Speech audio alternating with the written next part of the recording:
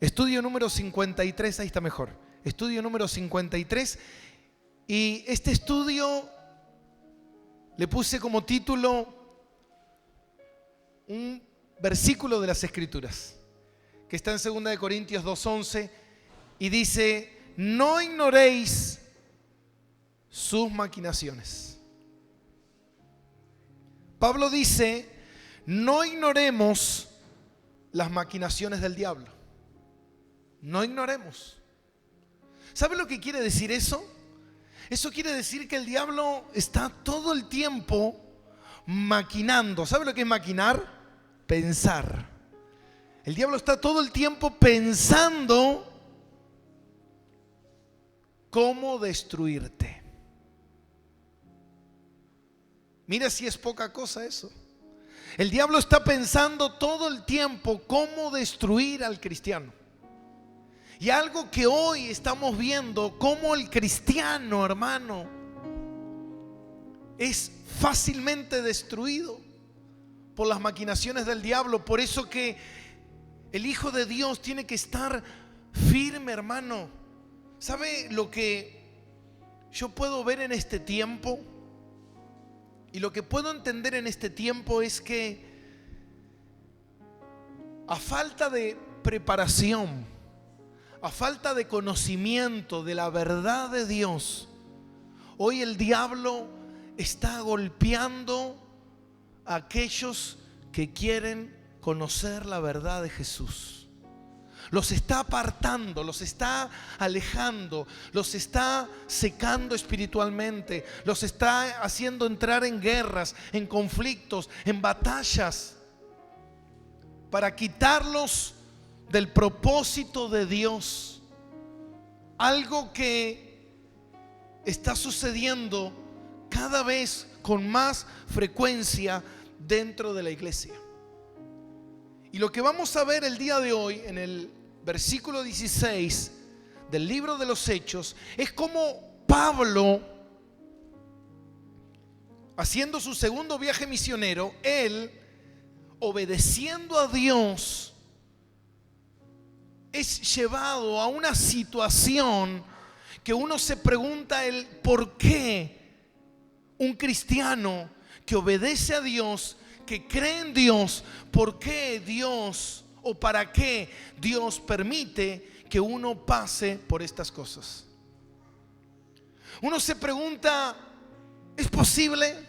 ¿Es posible, pastor, que uno que ama a Dios tenga que pasar por todo esto? Vimos el día viernes que una de las estrategias que usa el diablo es el espíritu de adivinación. Ya lo vimos.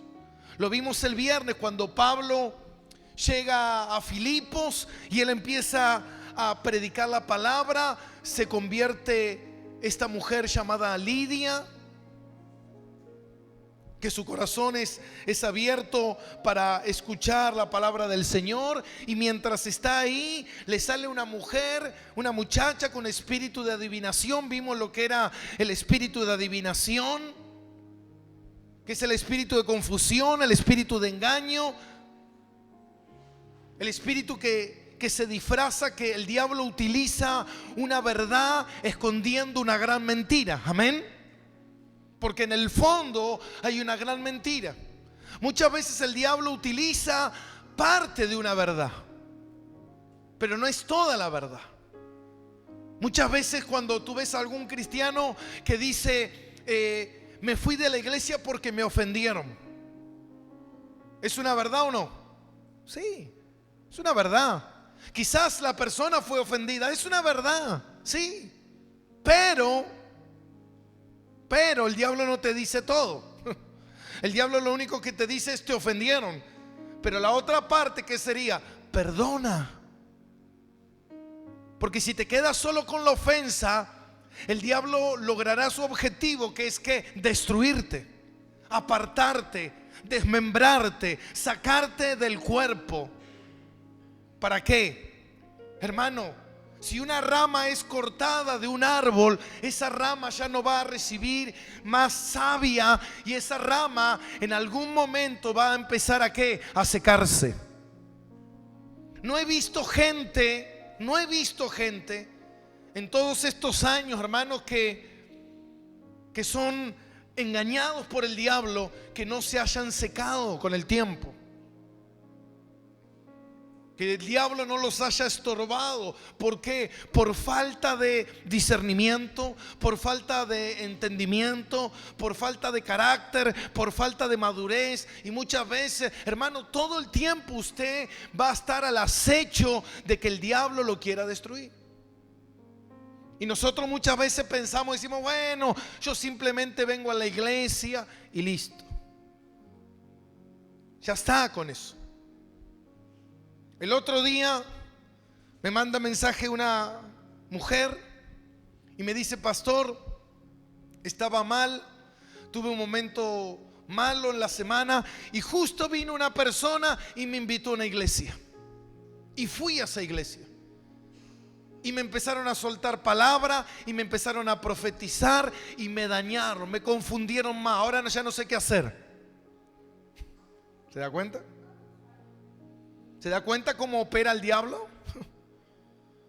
¿Se da cuenta que el diablo está, pero yo pensé? Pero no se trata de pensar, se trata de tener firme, sólido los conceptos de Dios. Porque los tiempos, dice la palabra, que los últimos tiempos serán tiempos violentos, serán tiempos difíciles, serán tiempos donde el diablo, hermano, el diablo, usted cree que quiere destruir a los que están afuera si ya están destruidos. El diablo quiere destruir aquello que le da gloria a Dios. ¿Y cómo le damos gloria a Dios? Cuando nosotros cada vez estamos más cerca de la verdad, de la palabra del Señor, haciendo su voluntad. El diablo no quiere. El diablo no quiere que usted obedezca. El diablo no quiere que usted se santifique. El diablo no quiere que usted lea la Biblia. El diablo no quiere que usted ore. El diablo no lo quiere. No quiere eso. Por eso nosotros tenemos que prestar atención a lo que el Señor dejó escrito en su palabra, para que nosotros abramos nuestro entendimiento y seamos forjados y podamos entender los planes y los propósitos de lo que Dios quiere hacer en nuestra vida. Y esto fue lo que le pasó a Pablo. Pablo, sirviendo a Dios, primero tuvo que batallar con una muchacha que lo perseguía constantemente y tenía un espíritu de adivinación, hasta que Pablo en un momento dado se vuelve al espíritu, se vuelve a la muchacha, le reprende el espíritu y la muchacha queda libre. Gloria a Dios, amén. Pero no fue así. Una buena acción de Pablo trajo consecuencias, trajo malas consecuencias. Y uno pudiera pensar, bueno, cuando uno hace cosas buenas, trae cosas buenas. No, mi hermano.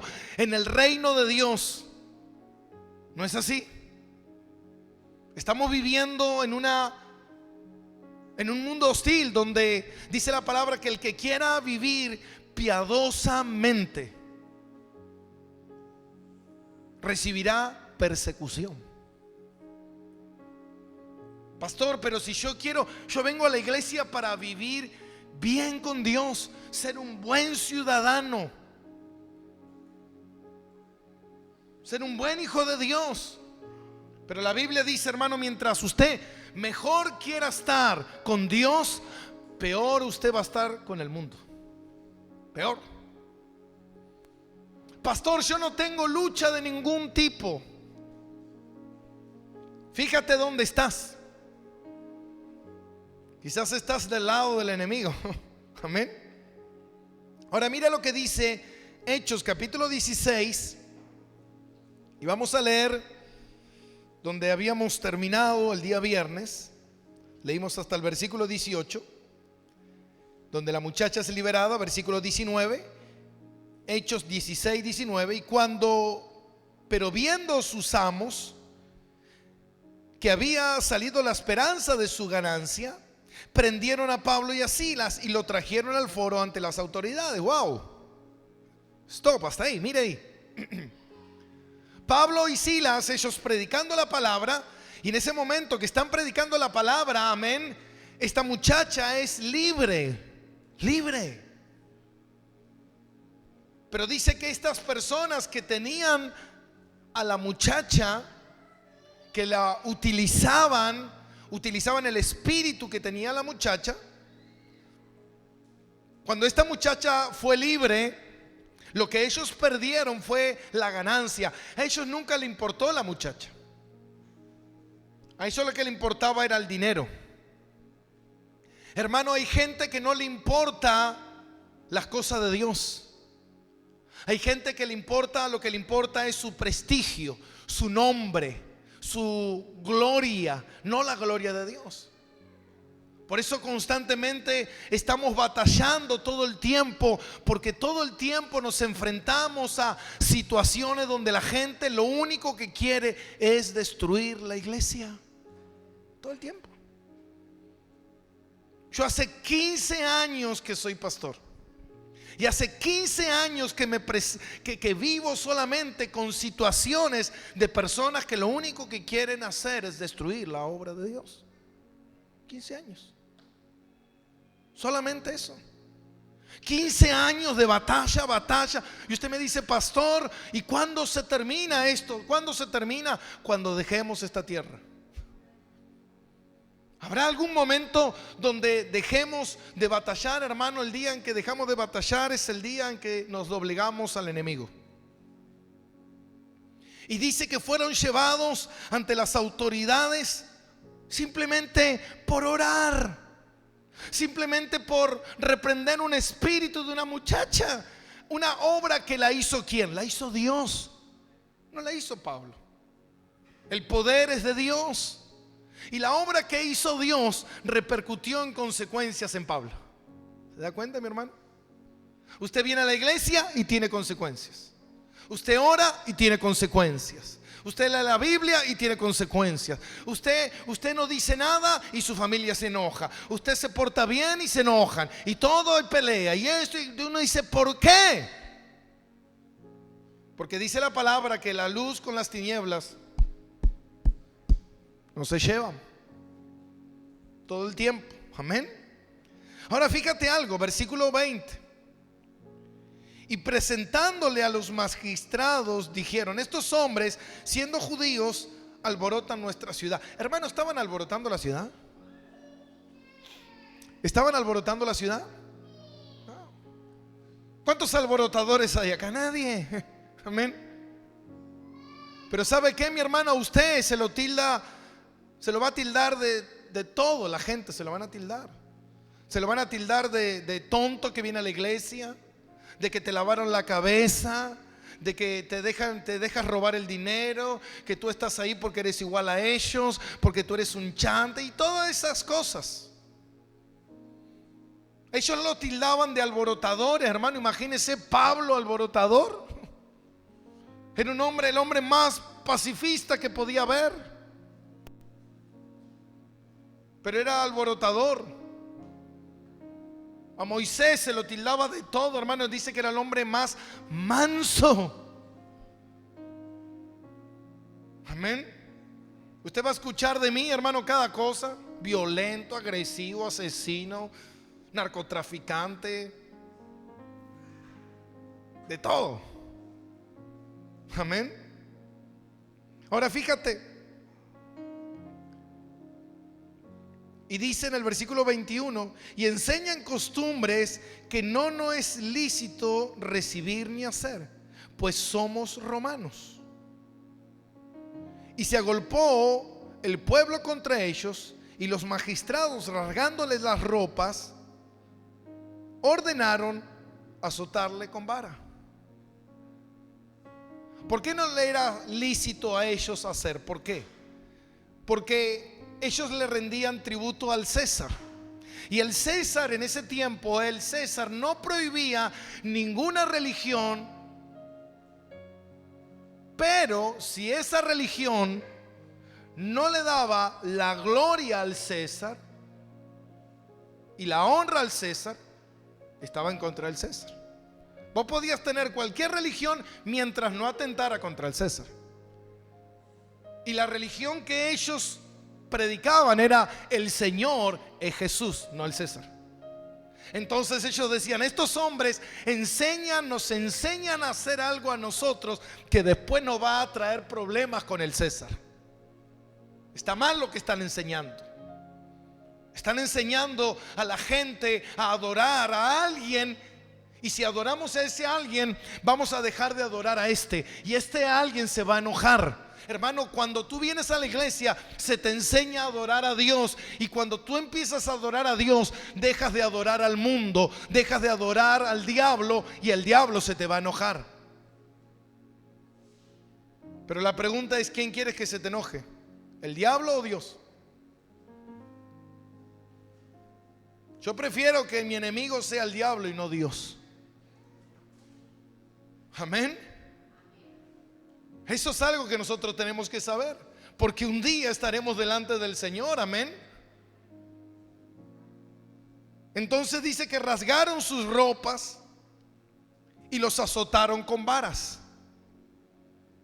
Esto es algo donde yo quería pararme por un momento, porque dice que los azotaron con vara. Pero si usted mira en 2 de Corintios 11:23, Pablo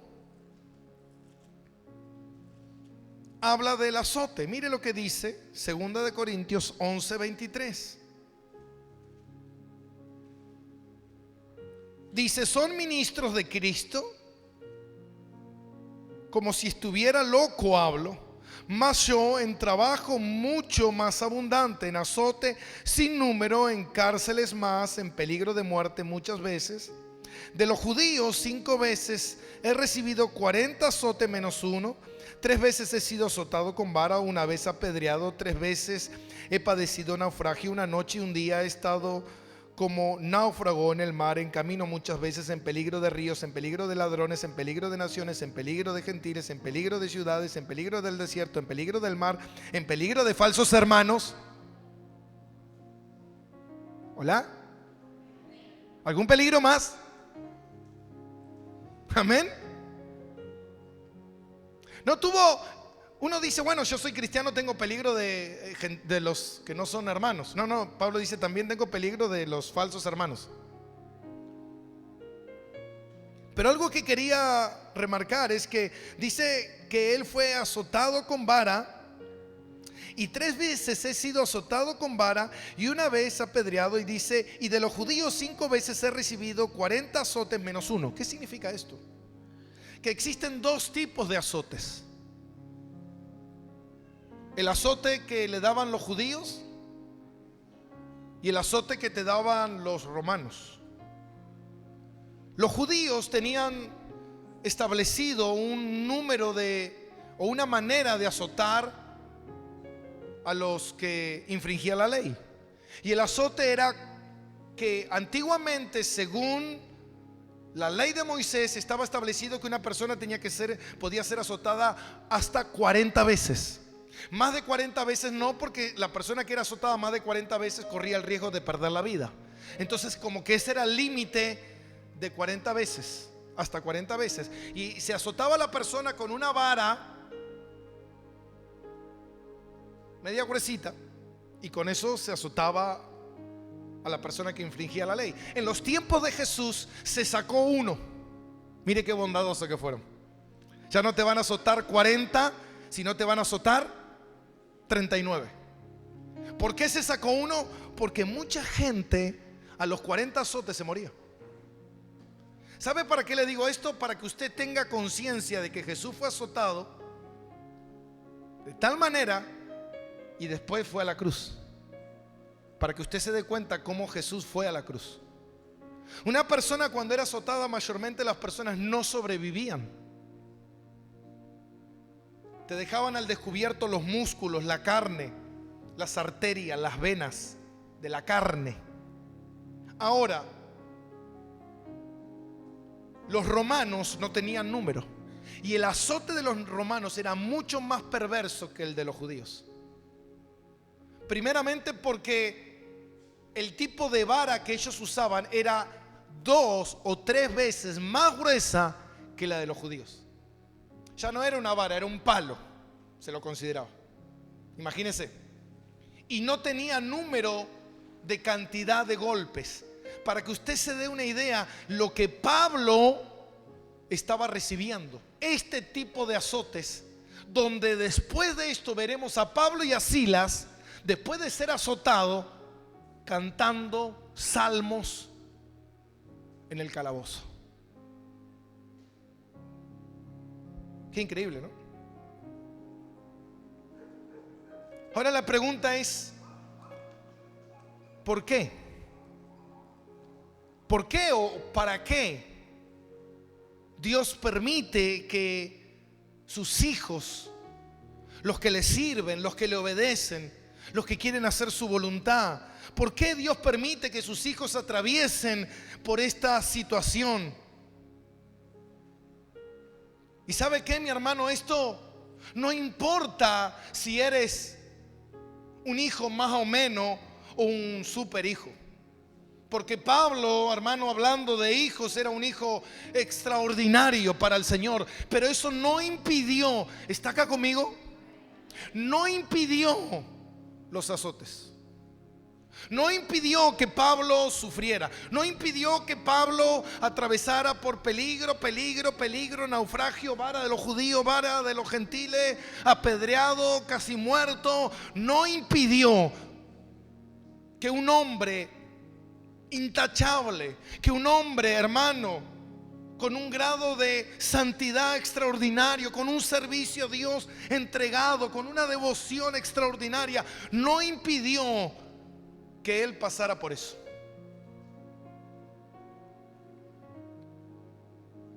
Estoy leyendo un libro que se llama El Libro de los Mártires. Se lo recomiendo. El Libro de los Mártires de John Fox. John Fox fue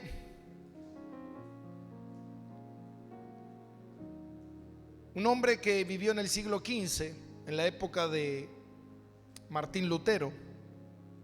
Y él habla de los mártires y de cosas que hoy ni siquiera se hablan en la iglesia. Él habla de los acontecimientos y del padecimiento que la iglesia sufrió por servir a Dios. Algo que hoy, hermano, está tan lejano a nosotros.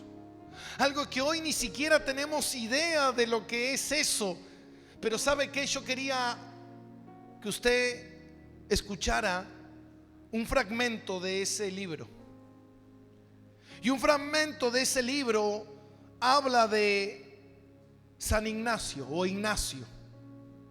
Ignacio fue el sucesor del apóstol Pedro en la iglesia de Antioquía. Fue el pastor de la iglesia de Antioquía, de la iglesia que nosotros estamos viendo, la iglesia donde Pablo estuvo, la iglesia donde estuvieron los mayores hombres de la historia. Pero ¿sabe qué, mi hermano? Fíjate lo que él dijo antes de morir, San Ignacio. Dice que cuando él fue condenado a muerte, él dijo: recién ahora comienzo a ser un discípulo de Dios. Wow. Imagínate que después de esto tú dices: ¿dónde quedo? Si él está diciendo que cuando lo condenaron a muerte por predicar la verdad de Jesús, dice que en ese momento él dijo: recién ahora comienzo a ser un discípulo. Y les decía a la iglesia, a los que lo rodeaban, y les decía: cuando oigan el crujir de mis huesos por los dientes de los leones, sepan que soy el trigo de Cristo, que soy molido, que estoy siendo molido por las fieras salvajes para ser hallado pan puro. Ignacio terminó muriendo devorado por las fieras. Fue uno de los hombres más intachables de los padres del primer siglo. Uno cuando ve eso y se pregunta y dice, ¿y Dios? ¿Y Dios? ¿Y Dios por qué permite esto? ¿Por qué permite Dios que estos hombres pasen por estas cosas? ¿Cuántas veces usted se habrá preguntado, ¿por qué estoy pasando por esto? Ahora, ¿sabe qué? Más que por qué estoy pasando lo que estoy pasando o para qué estoy pasando lo que estoy pasando, yo creo que una de las preguntas que nos deberíamos hacer es, ¿tenemos en claro, escuche bien, mira, escucha, por favor, ¿tenemos en claro lo que Cristo hizo por nosotros? ¿Tenemos en claro quién es Jesús? Porque si nosotros no tenemos en claro, algo que Pablo tenía bien en claro es que él sabía que el amor de Cristo que lo rescató, el amor de Cristo que dio su vida en la cruz del Calvario y sufrió, era el amor que lo empujaba a seguir adelante sin importar lo que tuviera que atravesar.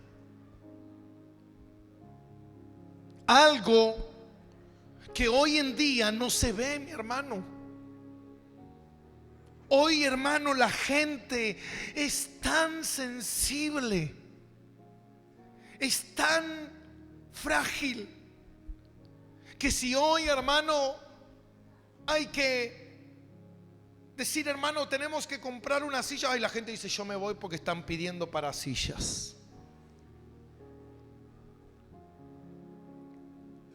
Hermano, vamos a hacer un evento para pintar la iglesia, vamos a vender empanadas. Ahí están vendiendo empanadas, son del mundo, me voy.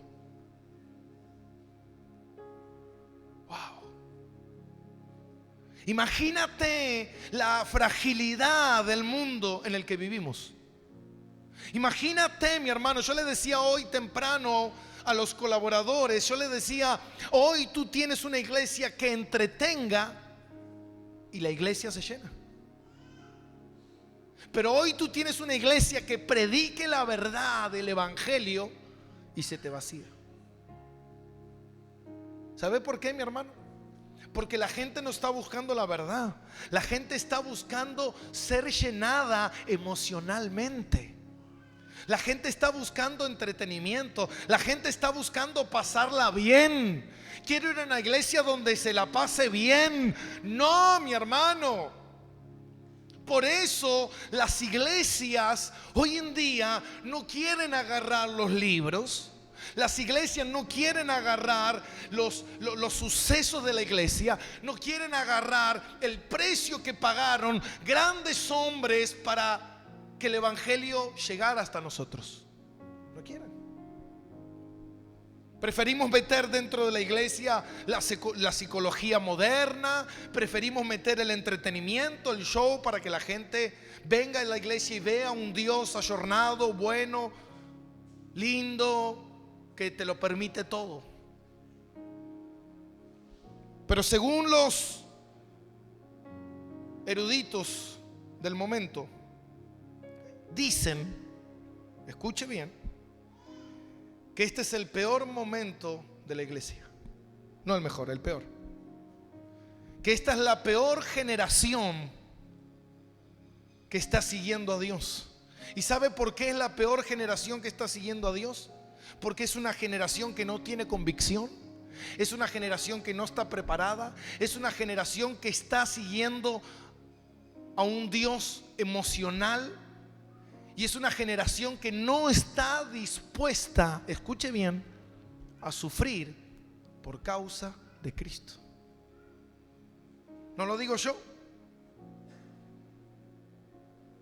Hoy a la gente tú no le puedes decir nada. Porque a la gente tú le dices, mira hermano, ¿sabes qué? Me parece que estás equivocado. ¿Quién sos vos para meterte en mi vida? Chao, me voy.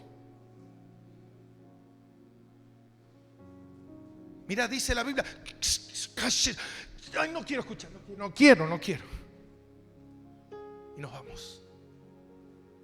Wow. Y me voy a mi casa y me voy a levantar un Dios en mi mente a mi manera. Un Dios que haga lo que yo quiera, que me escuche, que me permita. Un Dios que yo pueda atar, desatar. Un Dios que yo proclame y ocurra. Un Dios que me bendiga como yo quiero, que me entregue todo lo que yo quiero, que cumpla todas mis promesas, mis bendiciones, todo lo que yo deseo me lo dé. El Dios de la Biblia es totalmente diferente. Nada que ver a eso, ¿amén? Ahora yo me preguntaba y pensaba, digo, ¿por qué Dios permite que pasemos por dolor? ¿Por qué Dios permite muchas veces que pasemos por situaciones difíciles en nuestra vida? ¿Y sabe qué, mi hermano? Porque la fidelidad a Dios en los malos tiempos hablan mejor que la fidelidad a Dios en los buenos tiempos. Ser fiel a Dios en buenos tiempos, son fieles todos. Ser fiel a Dios cuando todo está bien en tu vida es fácil. Pero ¿sabes qué? Es difícil serle fiel a Dios cuando hay dolor en tu vida.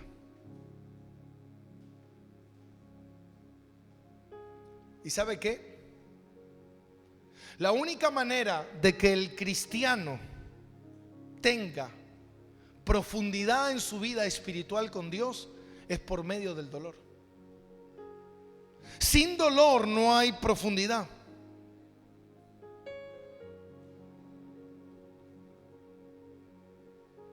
Por eso dicen los pensadores de este tiempo que el cristiano hoy en día no tiene profundidad. No tiene profundidad en Dios. ¿Sabe por qué, mi hermano? ¿Sabe por qué no tiene profundidad en Dios? Porque no hay dolor.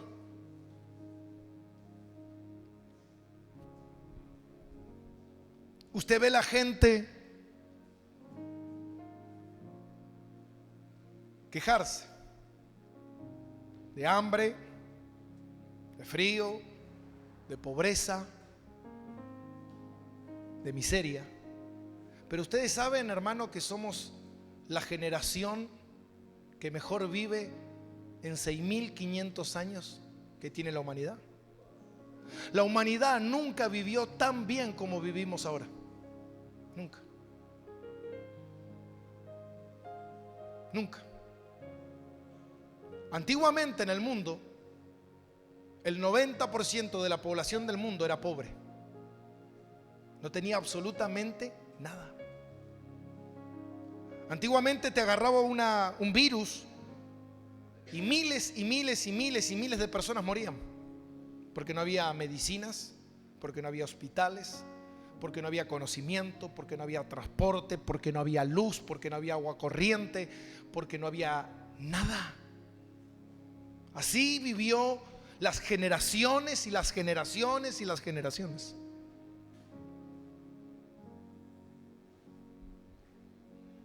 La gente se moría.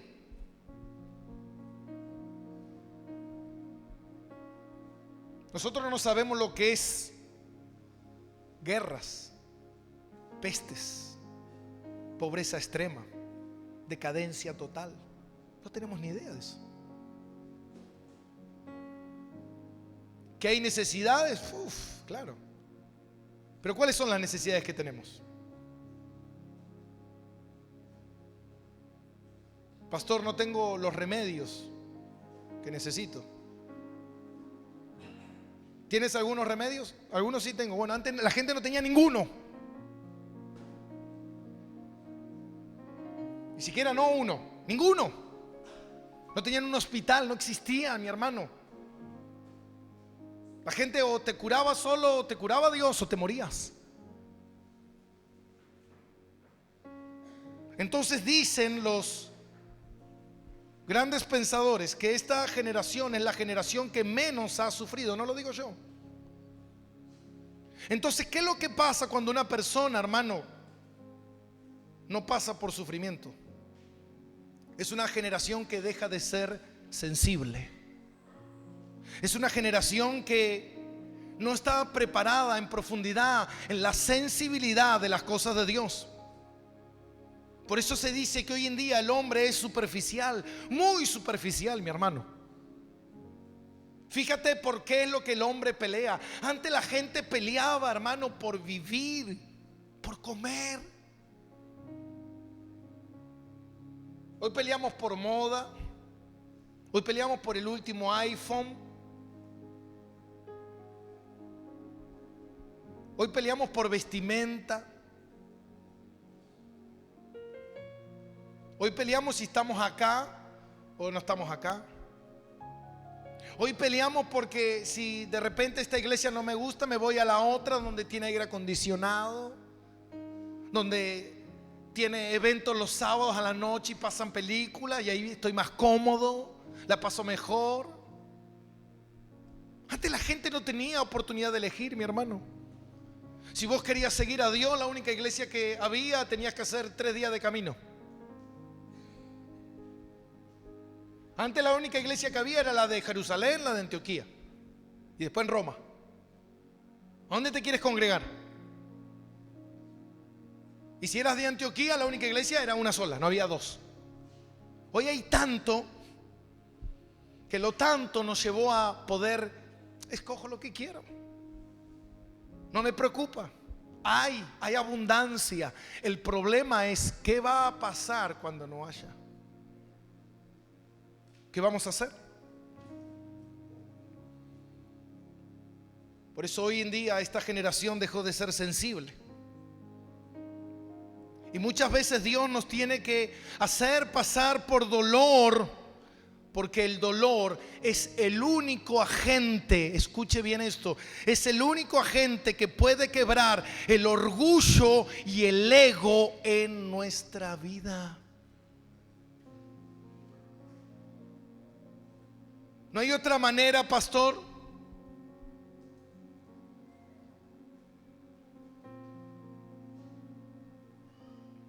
¿Cuántas mujeres que están aquí dieron a luz? ¿Quién entiende a una mujer que va a dar a luz? Otra mujer. Dile a un hombre que entienda a una mujer que va a dar a luz. Nunca jamás va a experimentar en lo más mínimo lo que es dar a luz. Nunca. Yo recuerdo a mi esposa sufriendo y yo decía, para tanto, qué exagerada, va a tener un hijo nada más, no es la muerte de nadie. ¿Qué tiene uno? ¿Falta de qué? De sensibilidad. Por como no lo vivió, jamás va a entender al otro. Entonces a veces Dios nos tiene que hacer pasar por situaciones, mi hermano, para que nosotros seamos sensibles al dolor del otro. Ahora, ¿qué sabe usted lo que viene sobre nuestra Argentina? Sube un poquito la música. ¿Qué sabe usted si lo que viene es dolor? Y digo, ¿será que Dios nos tiene que preparar? ¿Será que no entendemos? Yo a veces pienso, y hay algo que a mí me enseña mucho y son mis hijos. Ellos me enseñan mucho. Yo a veces lo veo a mi hijo, el más grande, y vamos a la escuela y le digo, chao hijo, y me hace, chao loco.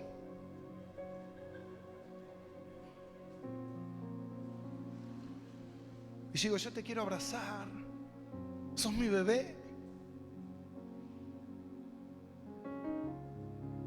Ya soy grande. Pero a veces yo estoy en casa y veo por la ventana y viene una tormenta. Y digo, sí, esta es la mía. Al rato, pa, ¿puedo ir a tu cama? Tengo miedo. No sos grande para... ¿Qué hace, loco? El dolor, el sufrimiento nos acerca. Cuando sufrimos, corremos a Dios, corremos a sus brazos. Y a veces Dios tiene que dejar que eso ocurra. Por eso Pablo dice en 2 Corintios 12:9, dice: el poder de Dios se perfecciona en mi debilidad. Cuanto más débil soy, más poder de Él hay en mi vida.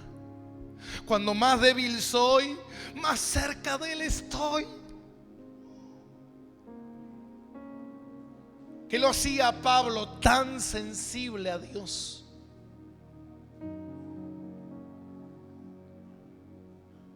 Las varas.